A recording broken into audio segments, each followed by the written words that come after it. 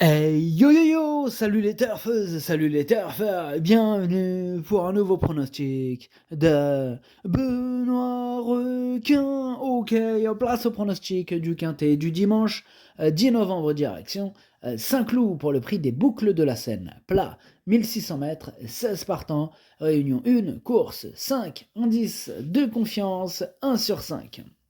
Petit retour sur le quintet de ce samedi 9 novembre, c'est mes deux regrets qui terminent à l'arrivée.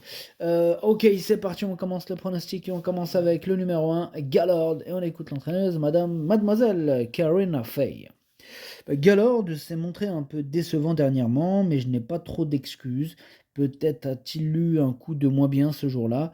Ceci étant, il n'a pas si mal couru que cela, même si on attendait un peu mieux de sa part. Bon. Le point négatif, c'est son poids, mais il est très bien le matin et j'espère qu'il pourra intégrer la combinaison gagnante. Ouais, en attendant, ce numéro 1 m'embête beaucoup, c'est même celui qui m'embête le plus, c'est lui mon gros regret, c'est lui mon cheval de complément en cas de non partant. Attention, possible cassage en vue.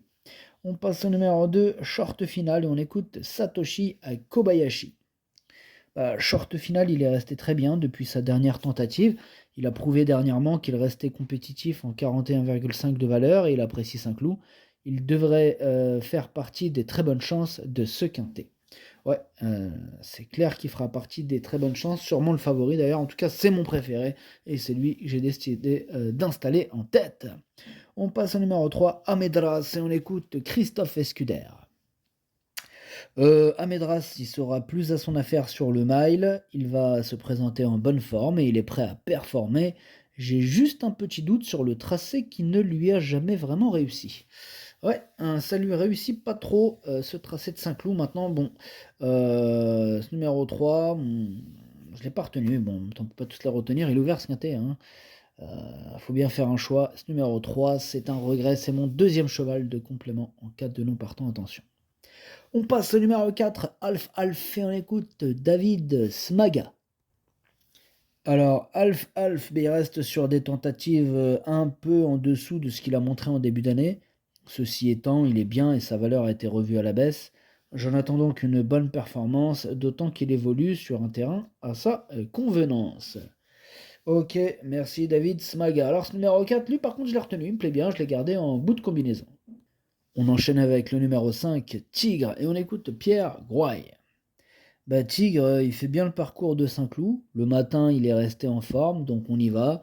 On est obligé de changer de jockey, mais parfois pour les vieux chevaux, cela peut être bénéfique. Avec un bon parcours, il doit accrocher une place. Ok, merci Pierre. Grouaille. Ce numéro 5 lui aussi me plaît beaucoup. Lui, je l'ai gardé, je l'ai mis cinquième. On passe au numéro 6, Tumblr, et on écoute Nicolas Collery. Tumblr ne cesse de nous apporter des satisfactions. Bon, il est vrai qu'étant souvent deuxième, on s'attend à une victoire, mais ses courses elles sont jamais simples. Maintenant, il fait preuve d'une belle régularité, il affectionne ce tracé, dès lors, on espère que ce sera son jour. Ouais, et il tourne autour du poste numéro 6, il peut faire très mal ce dimanche, moi je l'ai mis deuxième, hein. Il peut même remporter ce quintet avec l'aide d'un bon parcours. On passe au numéro 7, Pandilla Selene, et on écoute Henri-Alex Pantal. Pandilla Selene, c'est une pouliche régulière, confirmée à ce niveau. Elle est bien, et il faut la reprendre hein, par rapport à sa dernière prestation.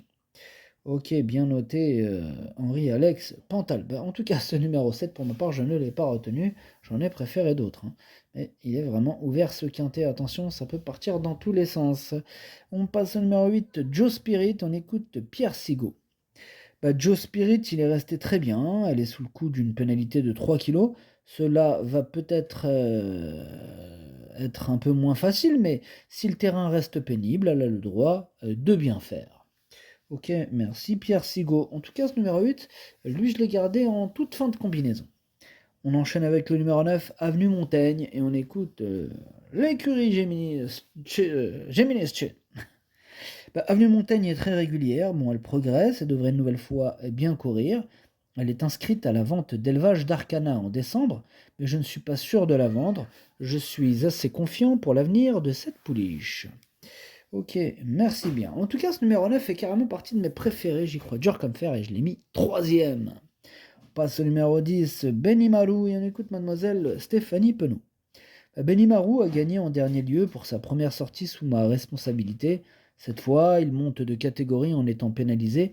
Cela dit, il est vraiment très bien et je trouve qu'il est monté sur sa course.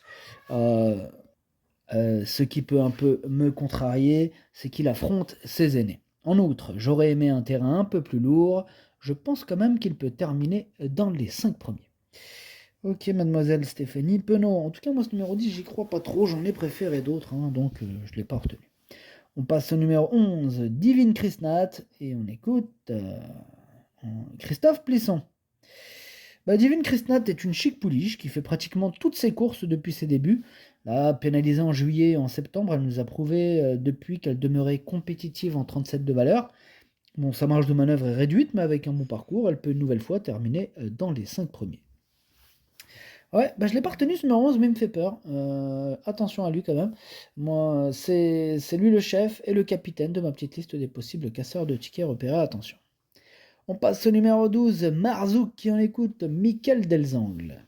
Marzouk vient de bien courir au Croisé-la-Roche, où il a remporté une épreuve pour Gentleman Riders.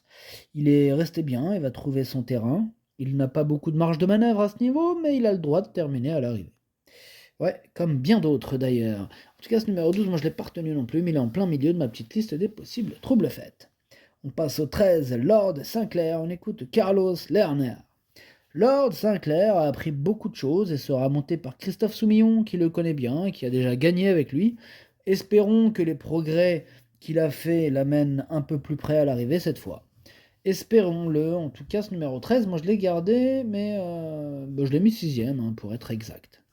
On passe au numéro 14, c'est la Palomoise et on écoute Grégoire Juillet. La Palomoise est d'une belle régularité, bon on va essayer de continuer sur sa lancée. Elle court à 8 jours d'intervalle, mais elle est bien rentrée, ne se donne pas forcément à chaque fois. Elle est en forme, elle a une petite chance pour bien courir. Le raccourcissement de la distance jouera en sa faveur. Ok, merci Grégoire Juillet. Ce numéro 14, moi je ne l'ai pas retenu, par contre il est à l'arrière de ma petite liste des possibles troubles faits. On passe au numéro 15, Purple Mood, et on écoute Nicolas Collery. Purple Mood, il n'a pour l'instant pas répondu à nos attentes. Là, dimanche, il sera raccourci, il va revenir sur le mile. De plus, ce sera un retour sur le gazon. Ses paramètres lui ont déjà réussi. À l'entraînement, tout est normal, il affiche une bonne forme. À lui de nous rassurer en compétition.